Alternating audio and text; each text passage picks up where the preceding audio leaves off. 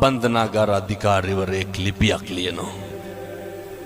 මරණ දඬුවමට උරුමකම් කියන හිරකාරයෝ 100ක් කරගෙන අහන්න හේතුව විදිහට මොකක්ද කියන්නේ? මහත්තයෝ එක විනාඩියක් ඉවසපු නැති එක. එක විනාඩියක් ඉවසුවා නම් මොකද වෙන්නේ? පිහියෙන් අනීද? වෙඩි තියයිද? බෙල්ල කපයිද? නැහැ. අම්මේ තාත්තේ පුරුදු වෙන්න. මේ එකක්වත් අපිට ඕන විදිහට වෙන්නේ නැහැ. බුදුවරු කොහොමද පැහැදිලි කරේ? අචින්තිතම්පි භවති චින්තිතම්පි විනස්සති. මේ ලෝකේ කවදාවත් හිතන දේ වෙන්නේ නැහැ. වෙන දේ හිතා ගන්නත් බෑ. එහෙම නෙමෙයිද? ඕක අපි දන්නවනේ. මොකක්ද අපි කියලා මේ ලෝකෙ වෙන්නේ? මේක හැම එකක්ම වෙනස් වෙනවා. නැද්ද? මොකක්ද වෙනස් වෙන්නේ නැත්තේ? දරුවෝ වෙනස් වෙනවා. කියනවා නේද? බැඳ ගමන් පවුල් දෙදරනවා කියලා. එක මේකේ හැටි.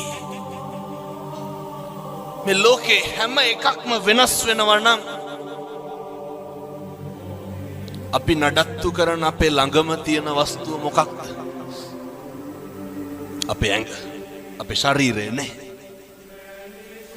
මේ කෙස් ටික වෙනස් වෙන්නේ නැද්ද? මම මේ කියන්නේ බාහිරයේ පැත්තකින් තියලා අපිට ඕන විදිහට ඕක තියාගන්න පුළුවන්. කවුද අර ඇමරිකාවේ පොප් ගායකයා අවුරුදු 100කට විතර වැඩියෙන් ඉන්න හිටියේ? Michael Jackson. මොනවාද ජැක්සන්ට තිබ්බ අඩුපාඩු? අපිට දැන් මොකක් හරි වුණොත් හික් අඩුවට උපරිම යන්න තියෙන්නේ. අය මොකද නව ලෝකෙට යන්නේ? ඔය තියෙන එක දාගෙන යනවා. මයිකල් ජැක්සන්ට මොනවාද නොතිබ්බේ? ඇඟේ හැම කොටසක්ම ගබඩා කරලා තිබ්බනේ. දක්ෂ පක්ෂකම් තියෙන වෛද්‍යවරු 24 පැය සූදානම්ෙන් හිටියා. මරුනේ නැත්? අපි ගැන කවර කතාවද? කොරෝනා තිබ්බනේ. මහරජා මරුනේ නැත්? මොකද සල්ලි නැතුවද? මංගල සමරවීර මහත්තයා දඩබ්බර සල්ලිකාරයෝ මරුනේ නැත්? ගංවල අපිට තිබ්බේ දෙතුන් පාර හොදපු මාස්ක් එක විතරයි. කම්මං දල්හං කින්ති කරෝමි.